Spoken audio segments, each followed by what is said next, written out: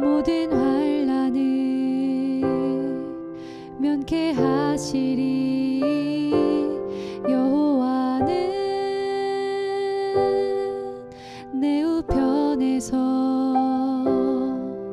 너의 영혼을 지키시리라. 낮에와 밤의 달이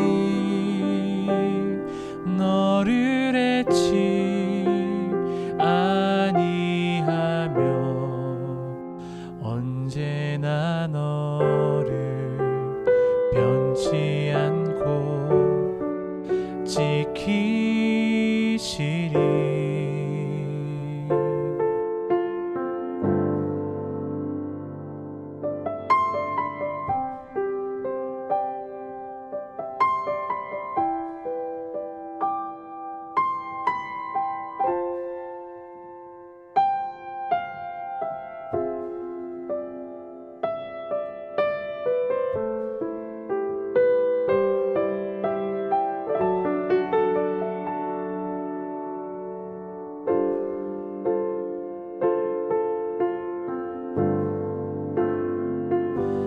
여호와는 너를 지키며 모든 아픔을 위로하시리. 여호와는 내 우편에서 너의 마음을 지키시리라. 낮에와 밤의 달이 너를 잊지 아니하며 언제나 너를 변치 않고 지키시리.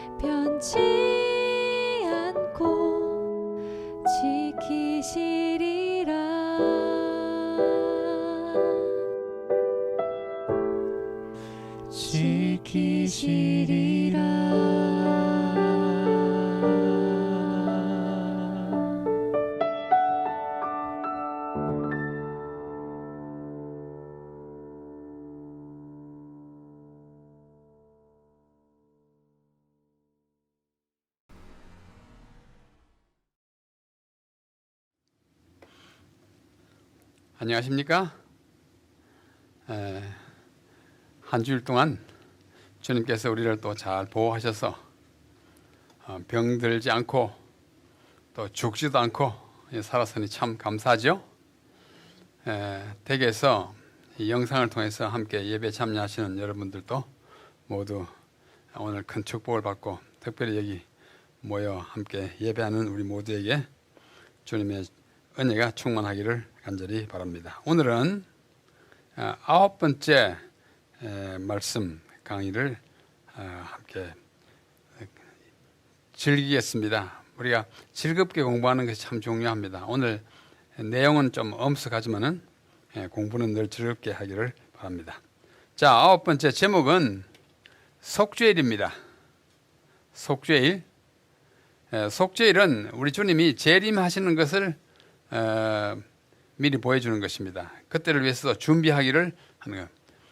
그리고 문자 그대로 속죄일이니까 속죄. 어떻게 속죄가 이루어지는지 이 예식을 통해서 우리에게 가르쳐 주신 것이 성경 말씀에 말하는 성소에 관한 진리예요. 그러면서 또 이것은 속죄를 받는 그 날을, 그 엄숙한 날을 위해서 준비하는 그런 과정인데, 이것을 우리는 재림 전에 맞이하는 심판이라 이렇게 표현합니다. 왜 그렇게 하는지 함께 공부하겠습니다. 자, 제가 이 사경의 첫날에 이 소를 보여드렸어요. 예, 아주 힘있게 달리죠. 예, 금년이 신축년, 이 축자가 들어가는 해는 다 이제 소띠입니다. 소띠인데 이 신축년은 21년 금년은 60갑자, 갑자, 을축, 뭐 병신 있잖아요. 그래서 60개 중에서 38번째 해인데 금년에 소띠인데, 자, 소를 제가 여러 마리 지금 보여드리고 있습니다. 아주 그 좀 덩치는 크지만 아주 천진난만하게 서로 어울려 놀고 있는 모습입니다. 또 소는 엄청난 짐을 실어주는 짐승이에요. 가축이에요. 또 밭갈이, 이 척박한 밭을 이 두 마리의 소가 이 한 결의를 해가지고 하고, 송아지는 그 옆에서 엄마 따라서 같이 이제 앞으로 이렇게 할 걸 미리 이제 엄마 하는 걸 보는 거예요. 이 소는 태어나자마자 벌떡 일어서서 걷습니다. 그거 아세요? 소는 정말 희한한 짐승이에요. 저는 어릴 때 시골 살아서 저희 집에 소를 계속 키웠습니다. 집집마다 키워요. 암소를 키웠는데 어느 날 소가 이제 새끼를 낳았어요. 새끼 낳으면 어른들이 압니다. 그래서 마당에다 멍석을 깔고 멍석 위에다가 좀 이렇게 포근하게 해가지고 소를 끄집어내서 거기서 이제 분만을 하는 거예요. 우리 다 지켜보는 가운데서 제가 어릴 때 참 신기하고도 재미있게 봤어요. 근데 이 송아지가 딱 나오더니 이런 송아지가 이보다는 좀 작겠죠. 딱 나오더니 이제 뒤집어 쓰고 온 보자기를 사람들이 이렇게 열어주면 껑충 뛰어가지고 일어서요. 그러면서 자기를 낳아준 어머니 그 주변을 한 바퀴 돌더라고. 참 신기해요. 또 제 집에 강아지도 키워봤는데, 강아지는 마루 밑에다 강아지를 넣어놓으면 한 7마리, 뭐 8마리 넣으면 한 일주일이나 있어야 겨우 눈을 뜹니다. 그 눈 뜨면 뭐라 그러는지 아세요? 강아지 눈 떴다 그래요. 오랜만에 떴다 이 말입니다. 그런데 덩치는 커도 손은 태어나는 그 순간에 벌떡 일어났을 것 같고, 그러면서 평생을 봉사와 희생으로, 여기 보세요. 응? 엄마 아빠가 뭐 하는데 가지. 이야, 엄청나요. 그 성격이 아주 온순합니다. 그래서 이렇게 자라다가 한 6개월쯤 되면은 뭐 하느냐면 콧뚜리라는 걸 해요. 콧뚜리. 콧뚜리 하는 날은 참 슬퍼요. 이제 얘가 콧뚜리 한다 그러면 마구간에서 이렇게 바깥으로 내오는 척 하다가 목이 마구간 그 문을 지나면 문을 이렇게 닫아가지고 목만 이렇게 합니다. 움직이지 못하게. 그리고는 바깥에서 코에다가 대나무 꼬챙이를 끼워가지고 이렇게 꼬부랑해서 이렇게 합니다. 그때부터 이 송아지는 그야말로 코가 아파서라도 꼼짝없이 고삐를 끄는 대로 따라가요. 저는 어린아이가 큰 소를 이렇게 몰고 다니는데 꼼짝 못합니다. 당기면 코가 아파서 당겨가져요. 뭐 아프기 전에 뭐 가자 하면 갑니다. 조그만 아이가 우리 집에 이렇게 덩치 큰 소도 소먹이를 다니고 그랬어요. 재미있는 어린 시를 보냈습니다. 참 온순하고 순종잘하고, 그런데 이렇게 평생을 사람을 위해서 이렇게 짐져주고 이렇게 밥 깔아주다가 한 15년쯤 되면은 이제 말하자면 이제 용도 폐기가 됩니다. 참 이 소에게는 슬픈 날이에요. 할 수 없이 팔아 내보냅니다. 근데 우리 집에 소가 이제 가게 됐어요. 가게 됐는데 동네 사람들이 오늘 이제 우리 집에 소 나간다고 이제 보러 오는 거예요. 근데 우리 집에서 한 100m쯤 떨어진 곳에 그 장터 거리가 있어요. 그게 트럭이 와서 기다려요. 근데 얘를 이제 데리고 가서 싣고 이제 도살장으로 가는 것입니다. 근데 그날 아침에 평소에 안 울던 우리 집 소가 아침부터 마구간에서 이렇게 울더라고요. 어른들이 아이고 저 녀석이 오늘 팔려 가는 걸 아나 보다. 진짜 그래요.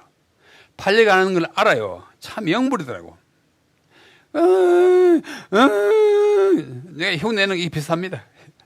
이렇게 막 아침 내내 우리 소 죽을 갖다 끓여줘도 잘 먹지도 않고 울더라고요. 그래도 뭐 어떻게 해요?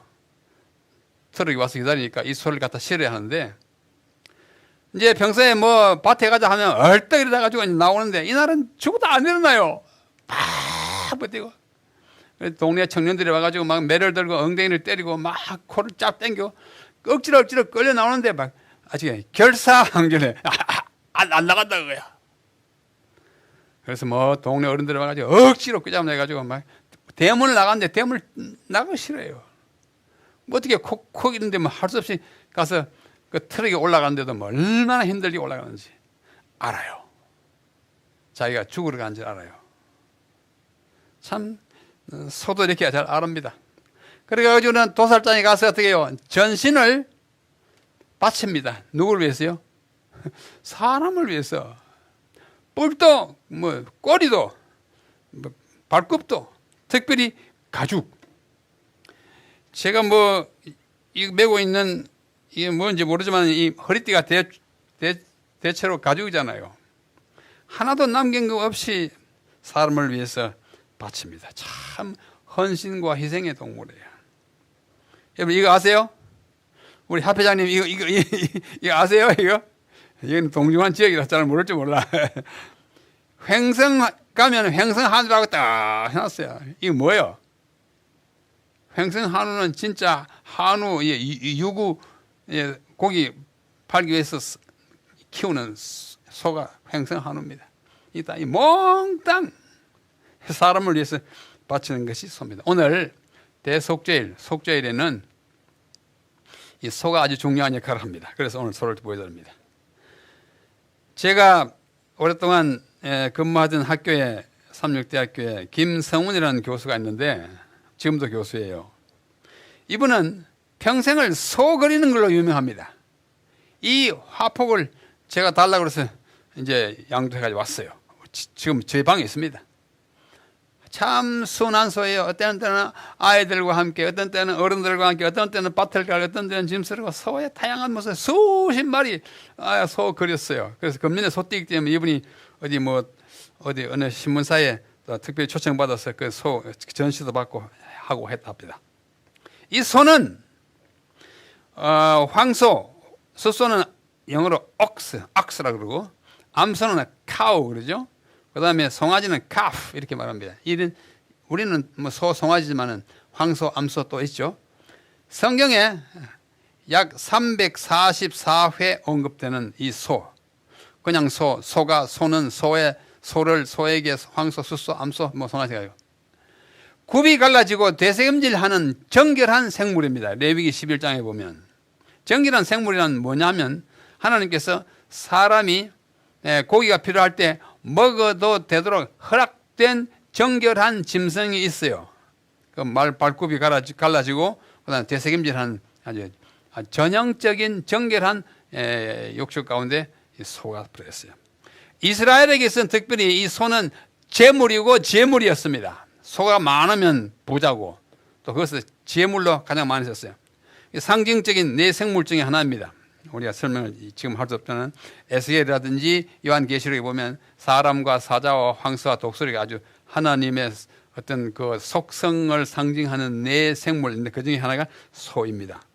동양에서는 고대로부터 가축 또는 육축의 어떤 육축 아시죠? 6가지 가축을 육축이라고 그래요. 육축. 그러면 소, 말, 돼지, 양, 닭, 개. 우리 한국의 동양에서 가장 많이 키우는 가축이 제 육축이라고 합니다. 성질이 온순하여 주인의 말을 잘 듣고 일을 잘합니다. 평생을 사람을 위해서 일하다가 죽어서도 사람의 입에 들어가는 정말 희생적인 생물이에요. 그래서 오늘 이 속죄일은 제7월 티슈리월 우리 달력으로는 이제 9월에 옵니다. 제7월 10일입니다. 그것이 예수님의 재림과 심판과 속죄를 상징합니다. 나머지는 이미 다 공부했기 때문에 지나갑니다. 자, 이 절기도 다음에 했어요. 그래서 늘 보여드린 그림에 의하면 속죄일은 재림과 심판과 속죄를 상징하는 절기예요. 나머지 우리가 다 공부했기 때문에 익숙하리라 생각합니다. 이 속죄일을 영어로는 The Day of Atonement라 이렇게 말합니다. Atonement가 속죄예요. 그 다음에 요 히브리 말로는 욤 키푸림 또는 욤 하키푸림, 하는 the, 영어의 정관사 the 같은 거예요. Day of Atonement, Day of the Atonement. 7월 10월 금년, 우리 달력으로는 요즘 9월 16일이 금년에 속죄일입니다. 자, 그 정도로 하고, 이 속죄일에 대한 규례가 레위기 23장 그 많은 절기들이 있는 거기에 26절로 32절에 있습니다. 자, 눈으로라도 함께 따라 읽으십시다. 다 같이요. 시작. 여호와께서 모세에게 일러 가라사대 7월 10일은 속죄일이니, 이 속죄일이 너무 중요하고 큰 날이기 때문에 보통 우리나라 사람들은 대속죄일 그럽니다. 성경은 그냥 속죄일이에요. 속죄일 또는 대속죄일이니 너희에게 성회라. 너희는 스스로 괴롭게 하며, 왜요? 심판날 다가오니까 내가 혹시 뭐 잘못한 거 없나 살피는 그런 마음을 괴롭게 하고, 여호와께 화제를 드리고 불로 태워서 드리는 제사를 드리고, 이날에는 아무 일도 하지 말 것은 안식일이에요. 제7일 안식일이 아닌 연례 안식일이에요. 너희를 위하여 너희 하나님 여호와 앞에 속죄할 속죄일이 됨이니라. 이 날에 스스로 괴롭게 하지 아니하는 자는 그 백성 중에서 끊쳐질 것이다. 이는 너희의 쉴 안식일이라. 안식이라고 그랬죠? 이달 9일 저녁부터 이튿날 저녁까지 안식을 지킬지니라. 유대인들을 특별히 성경의 날짜에서는 해 지는 시간으로부터 새 날을 시작해가지고 그 다음 날 해 지는 시간까지 하루이고, 그 다음 해 지면 또 다른 날을 이렇게 이어지는 거예요.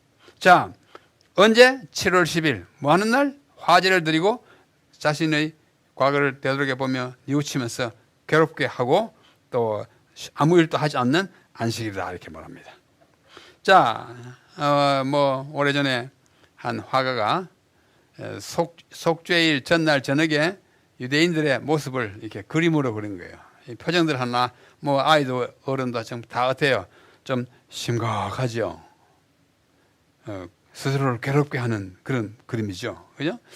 아주 얼마나 엄숙하게 이 날을 준비하고 맞이하는지를 보여주는 그림이어서 여러분들에게 소개합니다. 자, 이거는 1878년에 고트리프라고 하는 독일의 화가가 그린 것인데요. 지금도 이스라엘의 텔아비브 박물관에 있는 그림이에요. 그림은 똑같은 그림을 두 번 반복했습니다만은, 이게 언제냐면은 욤 키푸르, 뭐라고 했죠? 속죄일을 회당에서 기도하는 유대인들이에요. 다 얼굴이 어때요? 다 웃음이 없어요. 그죠? 기도해요. 하나님께 은혜를 구하는 기도. 다 심각한 표정입니다. 오늘 날의 유대인들의 모습이에요. 자, 이거는 2004년, 지금부터 한 15년 전에, 그러니까 속죄일 날에 텔아비브, 이스라엘에서 가장 큰 도시가 텔아비브입니다. 예루살렘이 큰 도시긴 하지만 그는 고대 도시여서 텔아비브이 더 번성한 상업 도시예요. 한때는 텔아비브이 수도였습니다. 텔아비브에 있는 아얄론이라고 하는 이 고속도로에 대속죄일 날, 속죄일 날의 광경이에요. 뭐가 없어요? 차가 없어요. 이 큰 길에 차가 없어요. 한 대도 없어요. 다 그날 어디 가요? 회당에 가서 예배해야 돼요. 여기 자전거 타고 가는 사람 좀 있어요. 이 사람들은 왜 자전거 타고 가요? 이 사람들은 유대인 아니에요. 그 사람들 말로 이방인들이에요.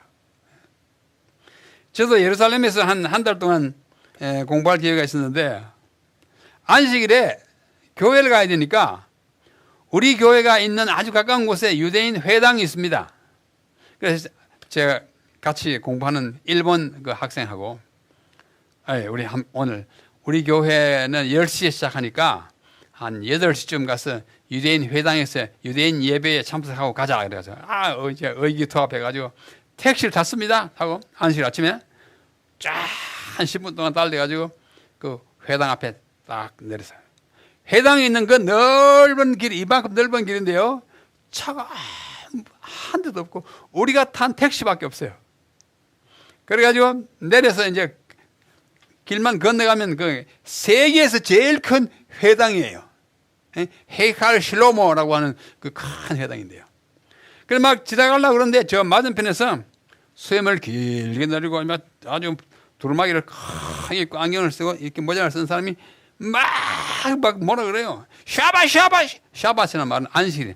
안식일인데 왜 너희들 택시 타고 와가지고 이리 오느냐? 까라 그래요. 이거 이 안식일 교회 두 목사가 안식일 날 아주 봉변당했어요.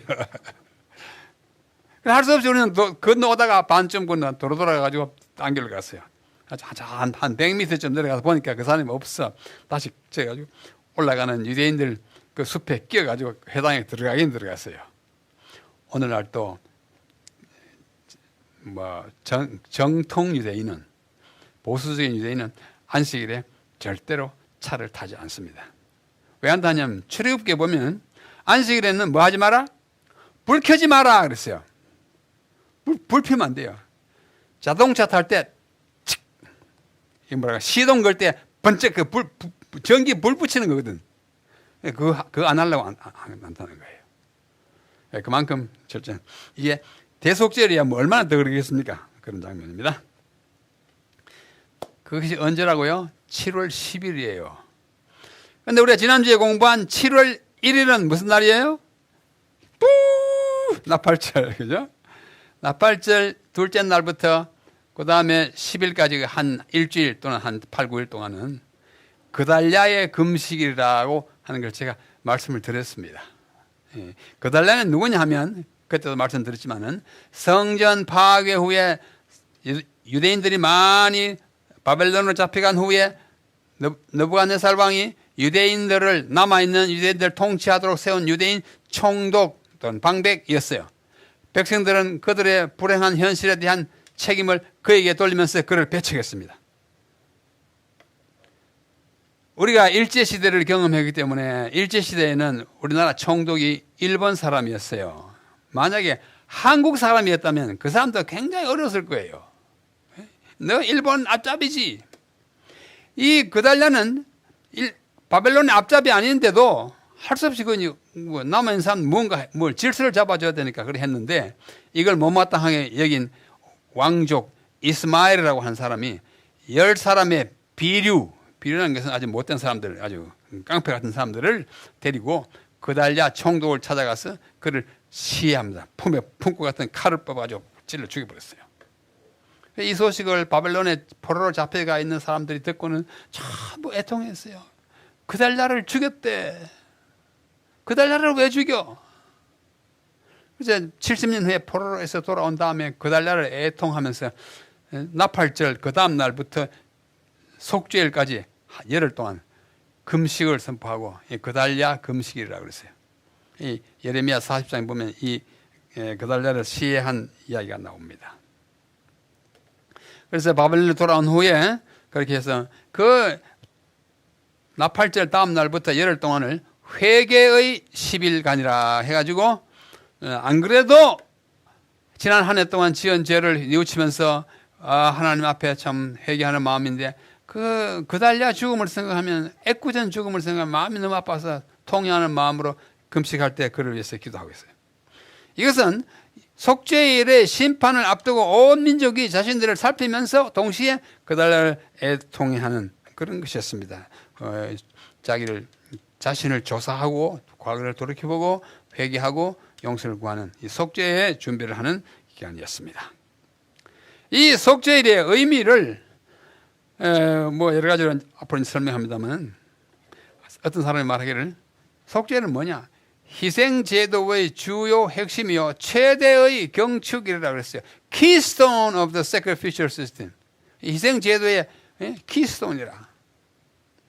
속죄일에 관련된 책이 참 많이 있습니다. 그중에 미시나라고 하는 책이 있어요. 미시나는 유대인 랍비들이 구약에 있는 특별히 오경의 많은 그 율례들을 아주 자세히 설명해 놓은 책이에요.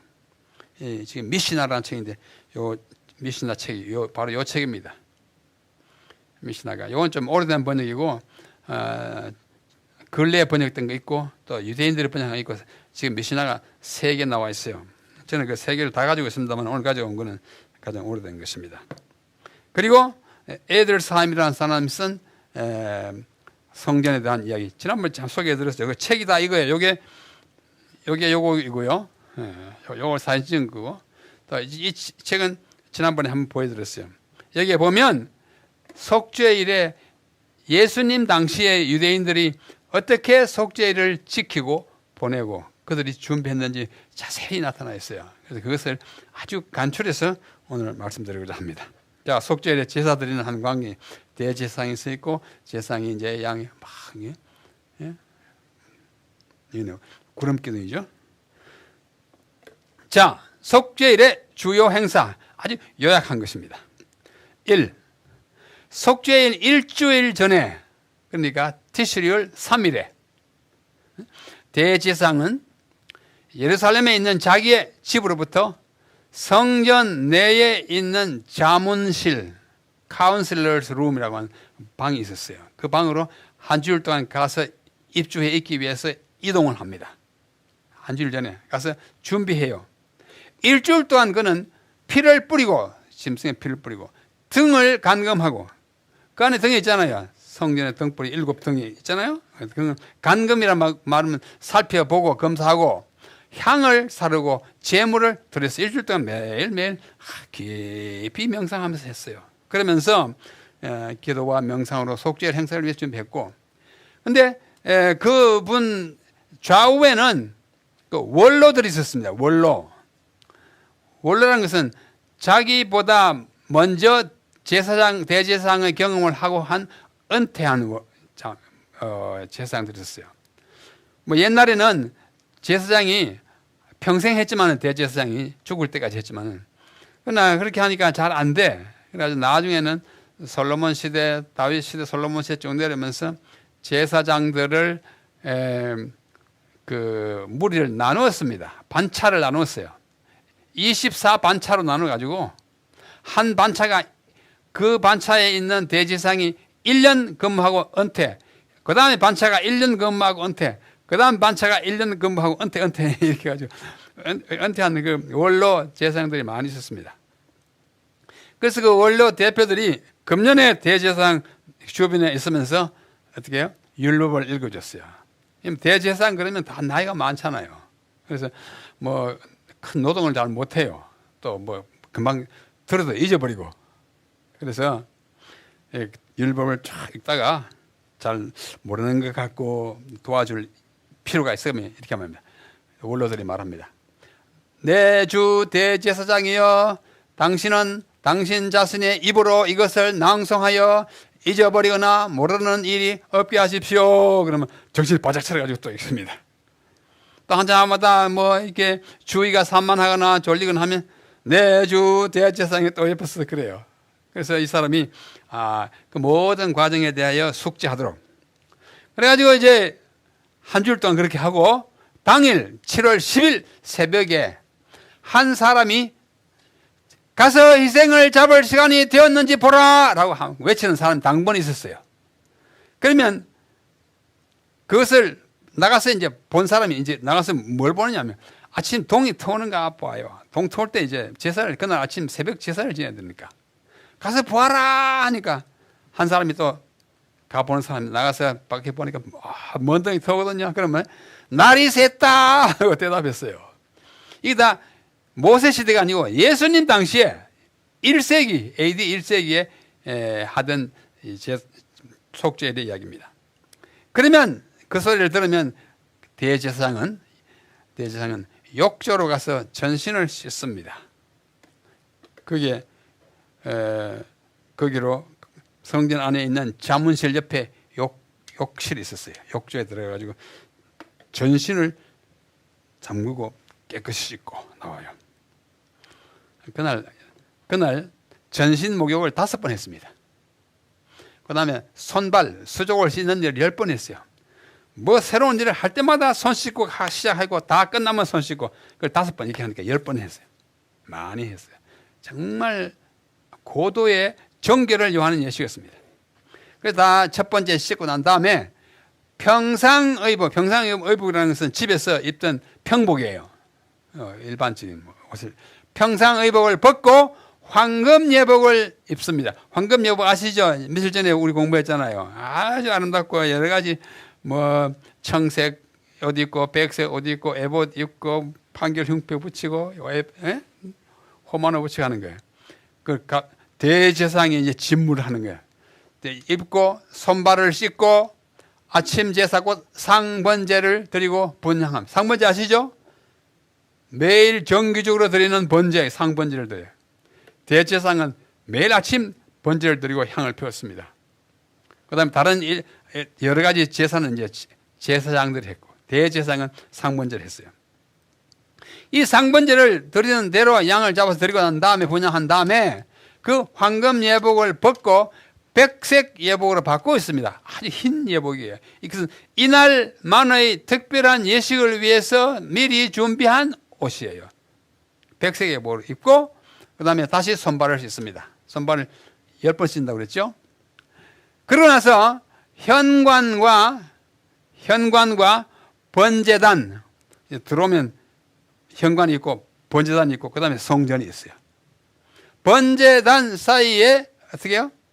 현관 들어가는 그 성소의 현관과 번제단 사이에 있는 황소를 에게로 갑니다. 황소가 남쪽을 향해 보고 있어요. 남쪽에서 이제 밑이죠. 우리 그림을 그린다면 이 황소, 아까 그 황소지만은 이렇게 남쪽으로 보고 있는 황소 옆에 가가지고 황소 머리에 손을 얹고 기도해요. 대제사장이 기도합니다. 기도 잘 들어보세요. 오 여호와여, 나는 불의를 저지르고 과실을 범하고 죄를 지었습니다. 나와 나의 집이 그리하였습니다. 누가 했어요? 나와 제사장과 나의 집 뭐예요? 제사장 가족. 여기는 모든 제사장 가족을 다 포함합니다. 1차적으로 기도한 것은 제사장단을 위해서 기도해요. 자기와 제사장. 나와 나의 집이 그리하였습니다. 오 여호와여 구하오니 나와 나의 집이 당신 앞에 지은 불의와 과실과 죄악, 여기 불의와 과실과 죄악을 용서하여 주옵소서. 당신의 종 모세의 율법에 기록한 대로 그 날에 저가 너를 깨끗게 하시려고 너를 속하심으로 여호와 앞에 너의 모든 죄악으로부터 너희가 정결케 되리라 하신 대로 우리를 정결케 하옵소서. 여호와라는 말은 몇 번 이야기합니까? 3번. 그렇죠? 3번. 보통 유대인들은 여호와라는 말을 입에 담지 않습니다. 아도나이, 주라고 그래요. 그래도 이날 기도할 때는 여호와라고 공손히 이야기합니다. 그러면 여호와라는 말이 귀에 들어오는 모든 주변의 사람들은 전부 납작 엎드렸어요. 그냥 바닥에 그냥 엎드렸습니다. 벌떡 일어나갔다 또 여호와 그러면 또 바짝 엎드렸어요. 또 일어나가 또 여호와가 또 그래. 황소 머리에 손을 얹고 제사장 가족을 위해서 기도할 때 3번 엎드려요. 그만큼 하나님 이름 여호와에 대한 그들의 태도가 아주 남달랐습니다. 아주 정말 뭐랄까 경건하게 이게. 자, 그 다음에 한 일은 제단 북쪽에 있는 2마리의 염소가 있었어요. 그날을 위해서 특별히 뽑아놓은 2마리 염소를 위하여 제비를 뽑아요. 제비를 왜 뽑냐? 한 마리는 아사셀을 위하여, 한 마리는 여호와를 위하여 드려질 제물이기 때문에 그 어느 염소가 누구를 아사셀 여호와인지를 결정하는 거예요. 그 제비를 뽑는데 제비가 들어있는 그릇이 있어요. 이런 그릇이에요. 이걸 칼피라고 합니다. 칼피. 이 히브리 글자가 칼피라고 들을게요. 안에 2개의 제비 있는데 제비를 뽑습니다. 제비 뽑는 광경을 잠깐 더 보여드릴게요. 이 제비 뽑는 광경. 여기서는 여기 칼피고 여기 제비 뽑아요. 뭐 주사위 같은 제비인데 뭐 이 그림 그린 사람이 조금 유대인들의 관습을 몰라서 그랬고 이게 칼피입니다. 칼피. 칼피예요. 제비가 또 있는데 제사장이 가운데 서 있고 이쪽에 한 사람, 이쪽에 한 사람이 보조하는데요. 손을 칼피 안에 넣어가지고 이 사람은 하나 뽑고 이 사람이 하나 뽑아요. 그렇게 해서 이 각각 다른 사람의 손입니다. 손을 가지고 뽑아가지고 자기 앞에 있는 염소 여기 두 마리 있잖아요. 두 마리 중에 자기 앞에 있는 염소에 갖다 줘요. 그래서 한 제비는 여호와를 위하여라고 이게 댕기 꼬리가 붙어 있었고 또 한 제비에는 아사셀을 위하여. 여호와는 아시잖아요. 아사셀은 마귀를 상징하는 것입니다. 그래서 여호와를 위하여라는 말이 적힌 제비를 뽑힌 그쪽의 염소는 목에다가 주홍색 실을 메고 아사셀을 위하여라는 제비가 뽑힌 염소는 뿔에다가 홍색 줄을 하나는 주홍 하나는 홍색 색깔이 비슷하지만 여기도 좀 다르죠. 여기는 조금 약간 노란기가 있잖아요. 여기 빨간 거 여기 약간 노란 주황. 그래서 각각 매요. 하나는 목에 맨다는 건 뭘까요? 에? 목에 맨다는 것은 또 뿔에 맨다는 것은 뿔에 맨다는 게 목에 맨다는 건 죽음을 뜻합니다. 몸에 죽는 거예요. 뿔은 당장 죽는 거 아니에요. 그런 다음에 대제사장은 황소에게로 가서 두 손을 그 머리에 얹고 고백하는 기도를 드립니다. 이 황소. 이 황소 누가 그린 황소인지 아시죠? 이중섭이라는 우리나라 그 유명한 화가 황소. 자, 여러분이 유대인이라면 이 대제사장이 이 기도를 드릴 때 어떻게 해야 될까요? 오 여호와여 이러면 어떻게 해요? 처음 엎드려야 돼요. 이날 10번 엎드렸습니다. 다른 기도는 나오니까. 나와 나의 집과 당신의 거룩한 백성 아론의 자손들 있잖아요. 제사장들이 불의를 저지르고 과실을 범하고 죄를 지었습니다 하고 이 소의 머리에다가 한 후에 그 황소를 잡아서 피를 양푼에 받아서 흔들었어요.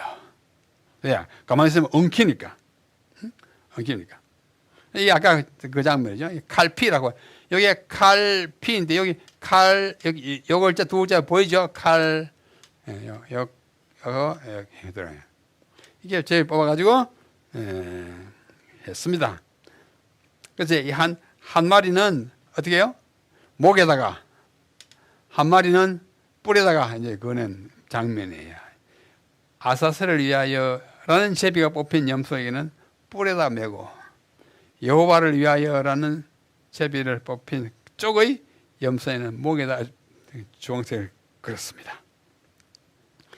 그러고 나서 이제 황소를 잡은 피를 흔들고 있는 동안에 다른 제사장 옆에서 이제 수종들어요. 이렇게 하는 동안에 대제사장은 그날 향로는 향을 피우는 향 그릇이에요. 향로와 향을 수북히 들고 지성소로 들어가서 향을 피웁니다. 이날 처음으로 이날뿐만 아니라 거의 평생에 처음으로 지성소에 들어가는 거예요. 그 중에 첫 번째 출입입니다. 뭐 하더라요? 황소는 잡아놓고 피를 흔드는 동안에 그 안에 지성소 안에 분향하러 향로를 들고 가서 또 피우는 것입니다. 종일 피우게 했어요. 그래서 피게 두고 지성소에서 성소로 나온 대제사장은 다음과 같이 기도를 드렸습니다. 기도가 길어요. 아주 길어요. 그래서 이제 줄였습니다, 제가. 어떻게 기도를 드리냐? 한번 들어보세요. 굉장히 의미 있는 기도예요. 오 주 우리 하나님, 우리 열조의 하나님이시여, 당신께서 기뻐하시오면 오늘과 이 해 동안에는 우리가 포로로 잡혀가는 일이 결코 일어나지 않게 하옵소서. 포로 잡혀가 보니까 막 죽을 맛이에요. 바벨론 포로 70년 동안 해보니까 뭐 안식일을 잘 지킬 수 있나, 성전이 있나, 뭐 재물 바칠 것이 있나, 자유가 없잖아요. 그렇게 포로로 잡혀가는 일이 없게 하옵소서. 하오나 오늘이나 이해 우리가 혹 포로로 잡혀가는 일이 발생한다면 율법이 개발된 곳으로 가게 하옵소서.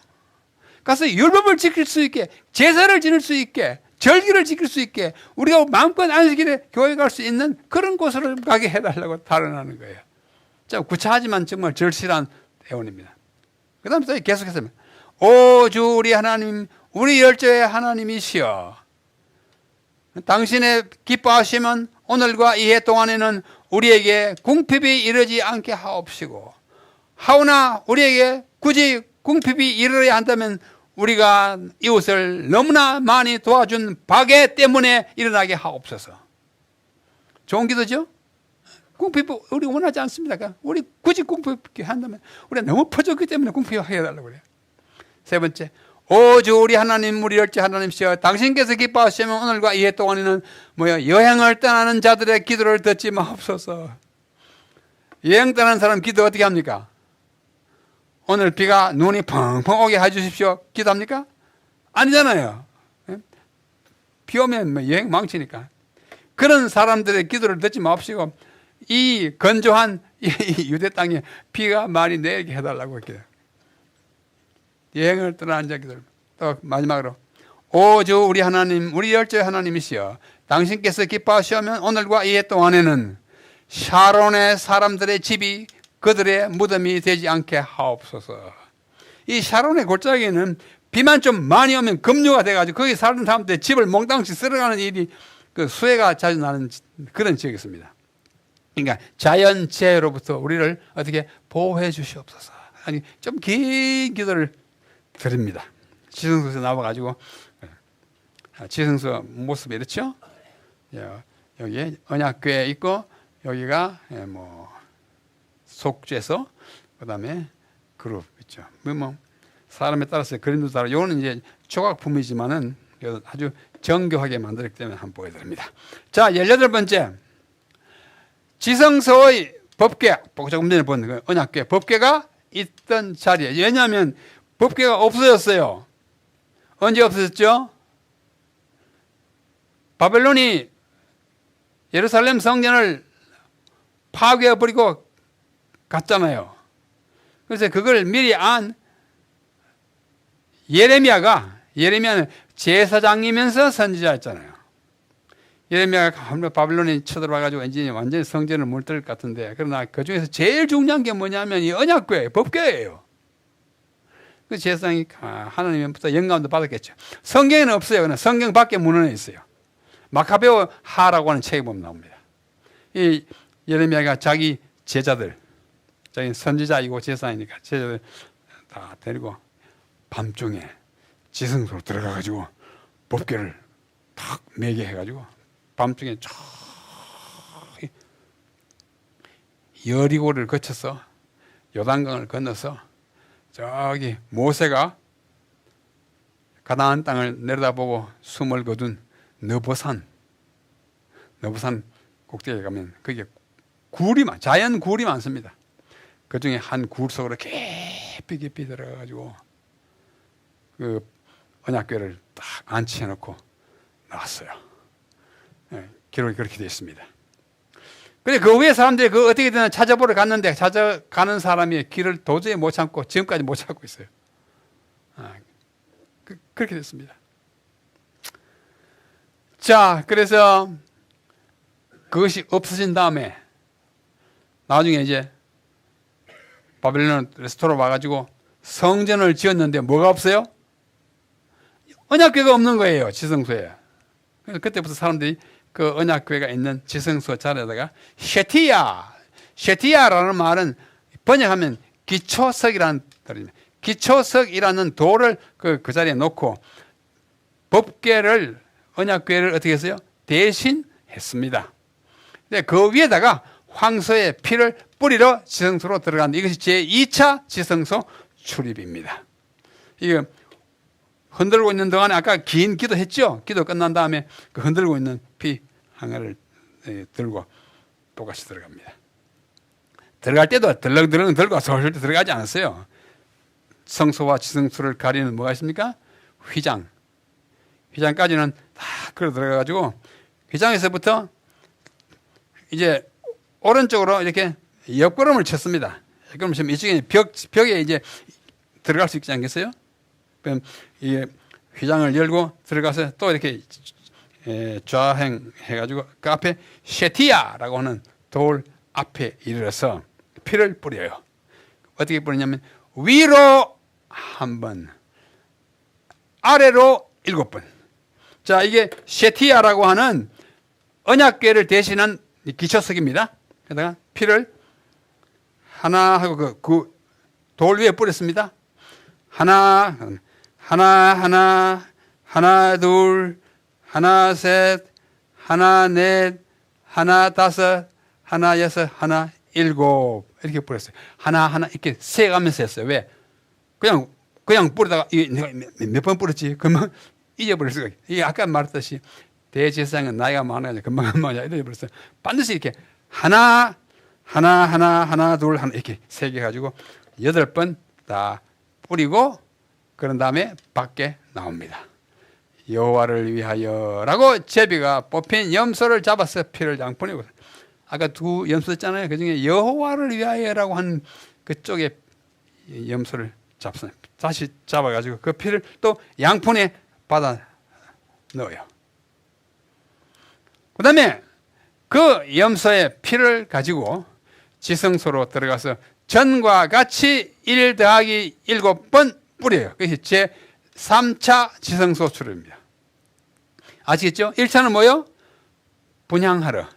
2차는 황소의 피를 갖다 뿌리고, 셋째는 염소의 피를 뿌리러 가지고 가서 하나, 그러니까 8번 뿌리고 나옵니다.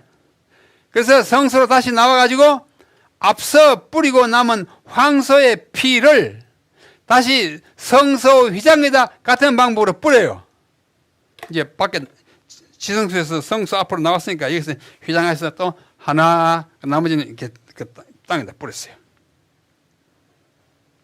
사실 그 휘장에는 그렇게 피가 많이 묻지 않고 주로 바닥에.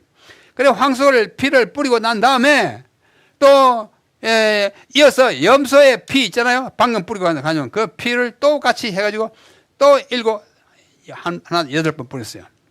그 다음에 황소의 피와 염소의 피를 섞어요. 이게 2 그릇입니다. 한쪽 그릇에 이렇게 부어요. 뭐가 잘 안 섞일 수 있으니까 또 이걸 도로 이렇게 부어요. 이게 고루고루 섞어가지고 이번에는 어디다 뿌리냐면 섞어서 분향단의 4뿔에 각각 1회씩 바르고 그 휘장 앞에 분향단 이렇게 있었죠. 이렇게. 그러다가 어떻게? 어디 가요? 4뿔에다가 이렇게 이번에는 뿌리지 않고 발랐어요. 손으로. 바르고 그 다음에 그 안에 향로 안에는 뭐요? 표면에는 7번 뿌렸습니다. 뿌리고 아주 정교한 이런 절차가 있었어요. 이렇게 지성소의 기초석 위에다가 피를 뿌리는 대제사장의 모습입니다. 그룹이고 지성소의 모습이죠. 그리하여 도합 몇 번이요? 맨 처음에 황소의 피 8번, 염소의 피 8번 지성소에서, 또 8번은 어디에요? 나와가지고 휘장에, 또 황소, 염소, 그 다음에 분향단에 4뿔에 4번 바르고 위에다가 면에다가 7번 뿌려서 도합 43번 피를 뿌리거나 발랐어요. 참 이거 대제사장이 정신 바짝 안 차리면 어디서 실수할지 몰라요. 그래서 일주일 동안 연습해요.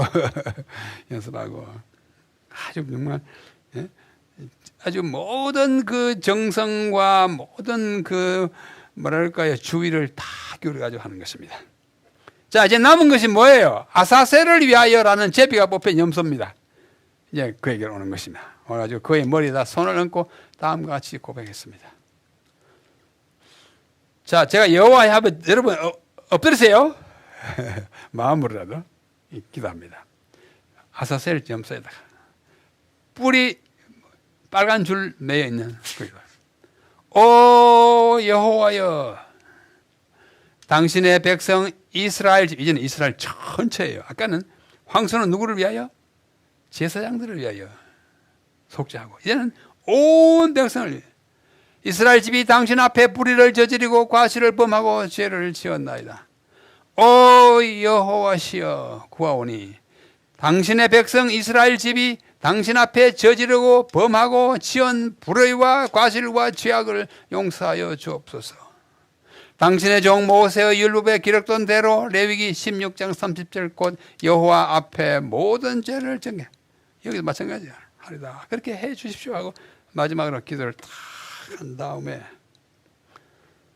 다음에 이 염소배에다 손에 얹고 대제사장이 이제 방금 드린 기도를 한 거예요. 예? 이 사람은 이 아사셀을 위한 염소를 이제 몰고 광야로 가기 직전입니다. 예? 광야로 이제 내보내는 관계, 기도하고 내보내는 관계입니다.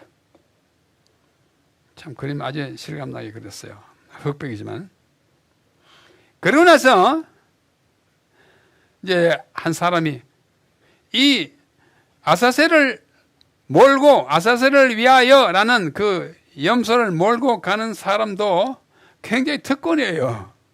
특권인데 그 역할은 아주 나빠요. 역할은 이 머리에 뿔 났는 역할이에요. 마귀의 역할이에요.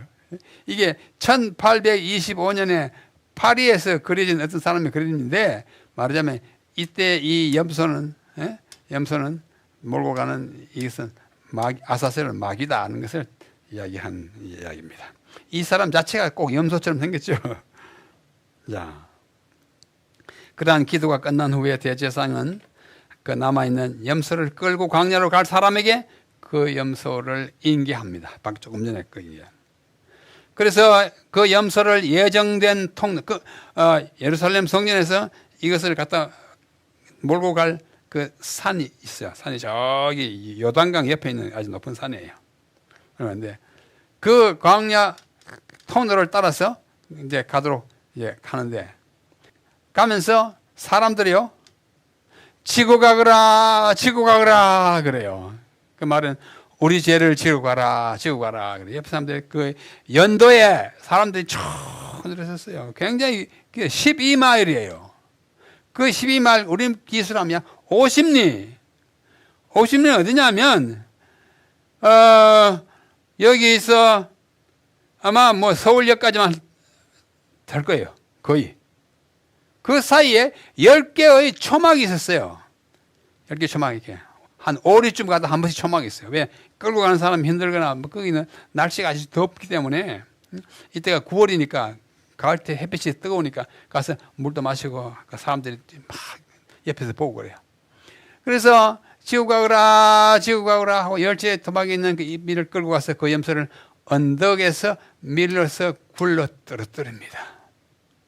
그러니까 산 염소를 갖다가 이제 그래서 그 염소는 온몸에 상처를 입고 찢어져서 돌에 막 붙여가지고 다 찢어져서 죽었어요.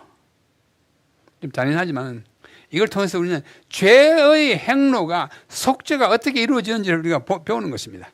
그러나서 대제사장은 성경을 낭독하면서 레위기 16장 속죄에 대한 이야기가 자세히 기록된 장이 레위기 16장 특히 23장 조금 전에 읽었던 이 속죄에 관한 이야기를 쭉 읽고 이제 딱 가서 그렇게 한 다음에 뭐 어떻게든 잘 모르잖아요. 요즘 같으면 뭐 전화해가지고 뭐 했습니다 죽었습니다 할 텐데 그때는 모르니까 돼요. 뭐 봉화 횃불로 하든지 사람이 달려와서 알려줘야 돼요. 이제 다 일이 끝났다고 싶으면 대제사장은 그 위에 8축복을 낭독문이 있었어요. 낭독문이 뭐 그렇게 길지 않지만은 율법을 위하여라는 낭독이 쭉 있어요. 율법은 하나님의 뜻이 우리에게 주시고 막 그런 게. 그다음 둘째는 성전 봉사. 이 성전 봉사가 우리에게 얼마나 큰 축복이 되고 우리를 다 잘하게 하는 그런 기도가 있었어요. 축복 기도가 있어요. 감사를 위하여, 죄의 용서를 위하여, 성전을 위하여, 이스라엘 백성을 위하여, 제사장을 위하여, 기타 일반을 위하여 8축복 기도를 쭉 낭송했습니다. 이날 대제사장은 아주 무거운 일일의 그 하루의 그 업무량을 소화해야 했습니다. 자, 이 산이 바로 그 산이에요. 사진 상태가 좋지 않지만은 이 산이 아사셀 산이라고 일컬어진 산입니다. 아사셀이 여기 와서 이제 낭떠러지다 갖다 굴렸으니까 자벨 문타르라고 그 나라 그 지방의 말로는 그래요. 유대의 광야에 위치한데 염소가 이 산으로 보내져서 산 아래로 멸침을 당하죠. 떼굴 굴러가지고 몸이 다 상해서 죽게 하였던 것입니다. 예, 그것을 어떤 사람이 이제 그림으로 떨어져서 터져 죽게 아사셀을 위한 염소라 그림으로 그린 것입니다. 그런 8 축복의 기도가 끝난 후에 이제는 지금까지는 백색 예복으로 했잖아요. 대제사장의 속죄일의 모든 행사는 뭘 가지고 흰 예복을 입고 했어요. 그 다음에 황금 예복은 일상의 대제사장 예복으로 갈아입고 저녁 제사를 드립니다. 이게 또 상번제예요. 그죠? 그러나서 그 다음에 다시 백색 예복으로 갈아입고 마지막으로 지성소 한 번 더 들어가야 돼요. 왜? 아침에 갖다 준 뭐요? 향로를 들고 와야 하니까. 향로 피우러 갖고 황소피 뿌리러 갖고 염소피 뿌리러 갖고 향로를 가져 나오러 갔어요. 제 4차 지성소 출입이에요. 마지막 출입이에요. 그날 대제사장은 속죄일에 4번 어디 들어가요? 지성소 들어가요. 한 번만 들어간다는 말은 그냥 하루만 들어간다는 뜻이 횟수가 한 번이 아니고 횟수로는 4번 들어갔어요. 그 다음에 다시 황금 예복을 갈아입고 또 저녁 분향을 또 합니다. 대제사장의 평상시의 일을 위해서는 대제사장 예복을 입고 하고 그 다음에 지성소나 기타 속죄일의 행사를 위해서는 흰 예복을 입고 했어요. 그 다음에 분향이 끝나면 그날에 모든 행사가 다 끝났으니까 다시 평상 옷으로 갈아입고 예루살렘 집으로 일주일 만에 귀환. 그래서 속죄일에 예복을 갈아입기를 6번 합니다. 평상 예복을 입해서 황금 예복으로 아침 제사, 황금 예복을 벗고 백색 예복을 입고 속죄 봉사, 그 다음에 또 일상 업무, 그 다음에 향로 가지러 저녁 제사 집으로 6번 옷을 갈아입고 10번 수족을 씻고 5번 전신 목욕을 하고 체력으로도 참 힘들기 소화하기 힘든 하루의 일과였습니다. 대속죄의 모습이죠. 지성소는 이렇게 입고 안 갔지만 대제사장 누구의 얼굴이에요? 모습이 예수님 모습이에요. 이 모든 대제사장의 하루의 일과가 역사적으로 예수님이 우리를 위해서 하고 있는 일의 상징이다 그것입니다. 참 중요한 거예요. 그래서 오늘 우리는 이 속죄일은 죄를 속하는 날이잖아요. 여기서 우리 죄를 어떻게 취급하는지, 죄의 행로, 죄가 어디로 어떻게 움직여가는지 매일의 제사를 통하여 매일 제사를 드렸거든요. 제사를 통해서 원래 죄는 사탄에게서 유래되었고 사탄이 꼬임 받아가지고 죄인이 죄를 지으면 지은 죄인은 재물에게 안수를 통하여 죄가 재물에게 전가되었어요. 이동됐어요. 우리는 보통 예식할 때 안수식 어떻게 합니까? 그냥 손을 얹고 하죠. 유대인들이 안수하는 것은 손을 얹고 하는 거 아니에요. 손을 얹게 넣는데 자기의 체중을 실어서, 물론 사람이 이렇게 하면 안 되겠지만 짐승이니까 황소나 염소나 손을 얹고 이걸 눌렀어요. 내 체중을 실어서 안수했습니다. 그것은 내 모든 몸의 무게를, 죄의 무게를 네가 담당해라는 뜻이에요. 그래서 죄가 사람 죄인에게서 재물에게로 안수를 통하여 이동, 지금 이 행로예요. 그 다음에 이 재물이 죽고 희생되면 그 피가 어디로 들어가요? 성소에 가서 뿌려지잖아요. 그 다음에 그 고기는 누가 먹어요? 제사장이 먹잖아요. 그러니까 죄가 매일의 제사를 통하여 죄가 성소와 제사장까지 와서 그것이 1년 동안 다 누적됩니다. 상징적으로. 이 모든 건 상징입니다. 그렇죠? 양이 어떻게 내 죄를 속하겠어요? 어린 양 대신은 예수님이 하시는 것을 우리가 연습하는 거예요. 표상하는 거예요. 그러다가 이 매일의 제사를 통해서 이렇게 되다가 되는 속죄일, 오늘은 속죄일 이야기니까 속죄일의 행사를 통해서 어떻게 되느냐, 이 성소 또는 제사장에까지 전가 이동되어 있던 죄가 황소와 여호와를 위한 염소, 황소는 제사장단을 위한 속죄, 그 다음에 염소, 여호와를 위한 염소는 온 이스라엘의 죄, 그죠? 그래서 이 날의 이 죄가 지성소로 가든지 속죄소로 가는 것입니다.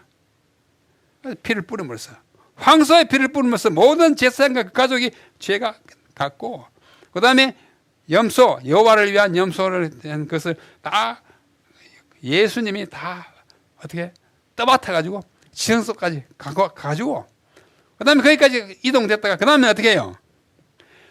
모든 우리 죄가 다 용서받았어요. 용서받았는데, 그러나 아직도 죄에 대한 책임을 져야 할 사람이 있어요. 그 책임을 져야 될 사람이 누구요? 애초에 죄의 근본이 되는 누구요? 사탄이에요. 근데 이 사탄을 처리를 해야 돼. 그래서 그 사탄을 상징하는 아사셀을 위한 염소가 우리의 죄를 대속하는 뜻이 아니고 사탄이 자기가 지었거나 사람들로 하여금 죄를 짓게 한 그 책임으로 형벌을 받아서 죽어야 돼. 그래서 아사셀을 위한 염소가 그 자기가 지은 죄와 남으로 하여금 짓게 한 죄에 대한 책임을 지고 광야로 가서 떼굴떼굴 굴러가지고 소멸되는 것이죠. 죄가 딱 다 해결되는 것입니다. 그래서 이것은 매일의 제사를 통해서 죄가 이동하고 속죄일은 어떻게 해요? 속해져요. 정말로. 이제는 지성소와 여기서 피를 뿌림으로 완전히 없어.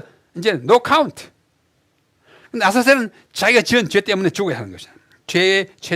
죄와 죄의 근원이 되는 사탄의 최종적인 길. 그래서 매일의 제사를 통해서 죄의 전가 이동. 그래서 개인은 이미 장차 완전히 해결될 걸 믿고 이미 제사 지냄으로써 이미 용서를 받은 거예요. 그래서 개인과 백성의 용서가 이루어지고 죄의 대속과 전가가 매일의 제사를 통해서 이루어지다가 속죄일은 죄의 이동과 마지막 처분과 소멸입니다. 백성 개인 제사장의 정결과 성소 징소의 정결, 성소도 이제 다 깨끗해요. 피, 황소 피 뭐 다 해가지고 다 깨끗하고 우리는 물론 다 깨끗해요. 제일 딱 어떻게 해요? 완전히 상경적으로 완전히 깨끗하게 된 새 세상이 시작되는 것이 속죄일의 이야기인 것입니다. 그래서 이것이 길고도 복잡한 속죄일의 행사입니다. 제가 아주 간략하게 한 거예요. 여기는 더 자세히 기록되어 있습니다. 이 절기가 밀력으로 열말 연시에 있었으므로 표상적으로 말세의 구속사업을 가리킵니다. 우리는 역사적으로 이 속죄일의 심판꽃 재림전 심판, 조산심판이 1844년에 시작되었다고 믿습니다. 단순히 믿는 것이 아니라 이 다니엘의 예언을 보면 딱 그렇게 되어 있어요. 재림교회는 이 진리를 온 세상에 전하라는 명령적 세천사의 기별을 가지고 있습니다. 거기에도 그 이야기가 상징이 나와요. 우리는 역사적 속죄일에 살고 있습니다. 이 절기를 맞이하여 스스로 괴롭게 하고 하나님과 하나를 이루는 어톤먼트를 구속을 우리 성취하는 것을 우리의 목표이고 그렇게 살아가야 합니다. 이 속죄를 영어로 atonement라고 그래요. atonement라는 말이 어디서 나왔느냐? 여기 있는 대로 at one ment가 합쳐가지고 atone 다 합쳐놓으면 atonement라고 발음됩니다. 이건 우연히 그렇게 된 것이 아니라 atonement라는 말의 어원이 at one ment예요. 다시 말해서 하나됨이에요. 죄로 말미암아 하나님과 우리가 둘이 됐거나 분리됐던 것이 이제는 one 되는 거예요. 하나 되는 거예요. 그래서 속죄는 우리가 하나님과 하나가 되는 경험을 하는 것입니다. 그러면 이 심판이 왜 필요하냐? 인간에게 심판이 필요한 것은 근본적으로 그가 죄인이고 또한 죄를 매일 짓기 때문에 심판이 필요한 것입니다. 인간 각자에게 죄의 유무 그리고 경중에 따라서 상벌을 내려져야 하기 때문에 공의 하나님이 심판하지 않을 수가 없는 것입니다.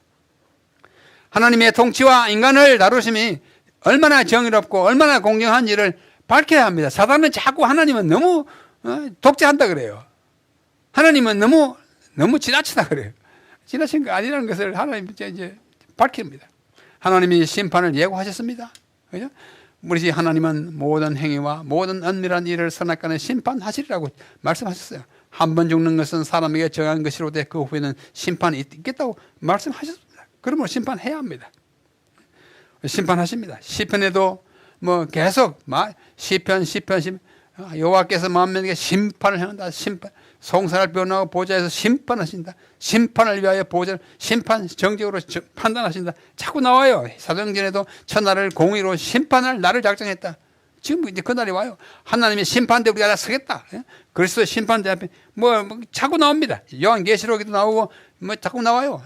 보좌 앞에 심판 뭐 책들이 다 펴있더라. 책포 하는 거예요.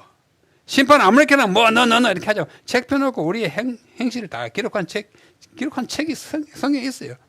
바다가 그 가운데 있고 죽은 자들을 내놓고 사망과 음부도 그가 죽은 자들 중에 각 사람이 자기의 행위대로 심판을 받고 요한계시록 맨 마지막 부분이에요. 우리가 그 시대에 살고 있는 것입니다. 그래서 이 최후의 심판을 보면 세 국면이 있어요. 여기 심판한다는 말은 가득 있으니까 다시 제가 말씀드리지 않습니다.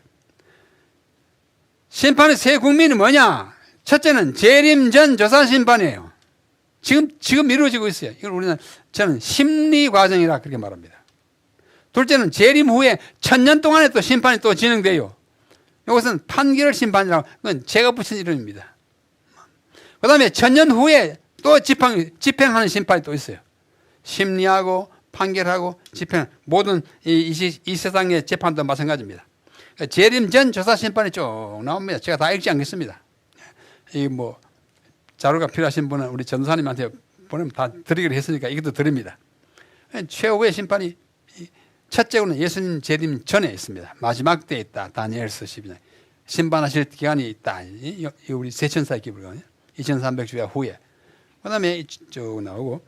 그 다음에 둘째는 뭐예요? 재림 후 1000년 기간 동안에 심판해요. 요한계시록 고린도전서 보면 우리가 앞으로 심판한다 그랬어요. 그리스도와 성도들이 심판하고 쭉 나오면 판결이 딱 이루어지면 1000년 후에 마지막 집행 심판이 있습니다. 악인들과 아까 아사셀 염소가 죽는 그 마지막 장면의 실제적인 장면이 이때 하는 것이 집행됩니다. 자, 이것을 간단히 한 그림으로 요약하면 이렇습니다. 제가 이 그림을 수없이 고치고 했는데 그래도 아마 완전하지 않을 거예요. 지금 우리가 살고 있는 세상이 뭐냐면 말세예요. 제가 이거 만든 거 아니에요. 성경 그대로 다 있어요. 있는 걸 그냥 제가 조합한 것입니다. 좀 있으면 예수님이 재림하십니다. 재림하시면 요거는 재림이고 여기서 1000년 후가 여기예요. 재림하시면은 성도들은 성천하고 악인들은 멸망해. 일단 그때 죽었던 의인들이 부활합니다. 첫째 부활이에요. 첫째 부활에 참여하는 자는 복이 있도다. 그렇죠? 이 말세에 일어나고 있는 심판은 심리 심판이라고 생각하고 사탄의 결박당하고 지구가 황폐하게 되고 그 다음에 천년왕국도 1000년 기간이 있어요. 성도가 그리스도와 함께 통치하고 하늘에서 심판의 판결 단계에 참여하고 우리 백성들도 다 너희가 고린도서에 그렇지 않습니까? 너희 장차 천사를 심판할 줄 너희가 알지 못하느냐 그랬어요. 판결. 그 다음에 마지막으로 이제 1000년이 끝나면 예수님이 세 번째로 오십니다. 여기는 재림, 초림은 2000년 전에 있었고 그 다음에 1000년 후에 오는 것은 삼림, 10편 이상 그리스도와 성도가 도성에서 내려옵니다. 그게 재림이에요. 그때 악인이 다 부활해가지고 사탄이 노예를 받고 다가 죄인들이 다 소멸되고 지구가 아주 새롭게 되는 신천신재가 됩니다. 이것을 집행심판, 아사셀이 죽는 심판이에요. 아주 간단하지 않죠. 아주 명확합니다. 제가 말씀은 급하게 막 지나가지만 이 윤곽은 아주 확실한 것입니다. 그러고 나면 우리는 정말 새로운 세상에 다 들어가게 되는 것입니다. 이 심판이 끝나면 지구상에는 모든 죄악과 죄의 흔적들이 사라지고 세상이 새롭게 되어 새하늘과 새 땅이 나타날 것이고 보호자 여신과 가로되 내가 만물을 새롭게 하느라 하는 그 일이 이루어질 것입니다. 이상 바다도 잊지 않고 정말 아름다운 이것이 이제 속죄의 일의 행사가 역사적으로 재현되는 과정의 마지막 심판의 결말입니다. 그래서 우리가 그 날을 지금 살고 있기 때문에 우리가 이 심판을 잘 통과하고 그러나 우리는 주님이 우리와 함께 하신다고 한 보장이 있기 때문에 염려할 것이 없어요. 두려워할 필요가 없어요. 좌절할 필요가 없어요. 왜냐하면 본질적으로 심판은 하나님의 백성을 옹호하기 위한 것이지 우리가 하나님께 붙어있기만 하면 우리가 두려워할 것이 아무도 없습니다. 너 나를 믿느냐? 오케이. 그 심판 왜 하냐? 너가 날 믿은 걸 확인하고 믿지 않은 사람은 믿지 않았으니까 확인하는 것이에요. 우리가 두려워할 것이 아무것도 없습니다. 예수 그리스도는 우리 아버지 앞에서 우리의 대언자이고 중보자이고 변호자이고 대제사장이기 때문에 우리는 확신과 용기를 가지고 그분에게로 나아갈 수 있습니다. 우리는 심판을 기쁨으로 맞이할 수가 있는 것입니다. 자, 마지막으로 성경 구절 우리가 너무나 잘 아는 하나님이 세상을 이처럼 사랑하사 독생자를 주셨으니 이는 그를 믿는 자마다 멸망치 않고 영생을 얻게 하려 하십니다. 영생을 얻게 하는 사람 누구예요? 믿는 자예요. 여러분 믿으세요? 믿으세요? 멸망치 않고 영생을 얻을 것입니다. 우리를 구원하시되 우리가 행한 바 의로운 행위를 말미암지 아니하고 오직 그의 긍휼하심을 따라 중생의 씻음과 성령의 새롭게 하심으로 하셨나니 우리 구주 예수 그리스도로 말미암아 우리에게 그 성령을 풍성히 부어주사 우리로 그의 은혜를 힘입어 어렵다 하심을 얻어 영생의 소망을 따라 상속자가 되려 함이니라. 뭐가? 심판이요. 이런 확실한 심판을 우리는 가지고 있는 것입니다. 속죄가 뭐냐면 덮어주는 거예요. 히브리 말로 카파르 덮어주는. 우리가 죄악이 있음에도 불구하고 그래 너 믿냐? 오케이 내가 덮어준다. 아예 간단하네. 죄가 없다고 여겨주고 무죄로 간주하는 것입니다. 이 속죄라는 말이 구약에 33번 나타납니다. 그 중에 11번이 레위기 16장 속죄일에 나타나요. 얼마나 속죄일이 중요한지 몰라요. 속죄는 영어로 atonement, 하나를 이루는 것입니다. 속죄예요. 완전 무죄를 스스로 이룰 수 없기 때문에 우리는 절망할 필요 없고 예수님이 우리와 함께 하심으로 우리는 승리할 수 있는 것입니다. 죄가 뭐냐? 히브리 말로 관역 표준에서 벗어난 거예요. 우리가 하나님의 표준에 벗어났는데 그걸 다시 바로 주는 것이 속죄입니다. 그렇게 하기 위해서 뭐예요? 피를 흘릴 수 있는 거예요. 왜냐하면 생명은 피에 있고 죄를 지은 자는 영은 죽는데요. 피에 있기도 생명을 주기 위해 속죄가 이루어져야 하는데 율법을 따라 거의 모든 것이 피로써 정결케 되나니 피 흘림이 없음즉 사함이 없느니라. 제사는 피를 흘리는 모든 제사는 속죄의 방법이고 십자가 위에서 피 흘려 돌아가실 그리스도의 죽음의 표상이에요. 그래서 십자가에 피 흘리심은 굉장히 중요해요. 그래서 우리는 살 길을 얻었고 그 십자가를 믿느냐? 된 거예요. 이제 믿은 다음에 믿는 사람처럼 사는 일만 남았을 따릅니다. 성도 여러분, 속죄일의 경험은 복잡하지만 신기하고 아주 까다롭지만 아주 우리를 영광스럽게 하는 것입니다. 그것이 피를 흘리는 것이기 때문에 무섭지만 어떻게 해요? 그것을 말미암아 우리가 하얗게 되는 거예요. 예수 그리스도를 믿는 것은 엄청난 특권입니다. 이 특권에서 한 걸음도 벗어나지 마시기를 바라고 비록 우리가 이처럼 속죄의 제사를 드리지 않는지라도 그 의미만큼은 우리가 절기를 배우는 그 목적은 우리가 그리스도를 얼마나 귀하게 여기며 살아야 하는지를 가르쳐주는 교훈이에요. 이 모든 일에서 승리하는 그리스도인, 그리스도의 십자가의 깁치 아래서 정말 희망을 가지고 자신감을 가지고 더욱이 어떻게 해요? 행복한 마음을 가지고 그리스도인 삶을 잘 사시다가 곧 오실 우리 주님을 맞이하여 영원한 생명에 들어가게 되시기를 간절히 바랍니다.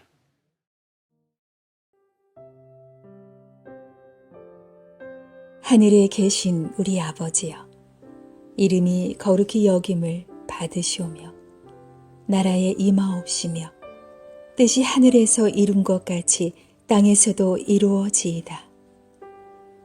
오늘날 우리에게 일용할 양식을 주옵시고 우리가 우리에게 죄 지은 자를 사하여 준 것 같이 우리 죄를 사하여 주옵시고 우리를 시험에 들게 하지 마옵시고 다만 악에서 구하옵소서.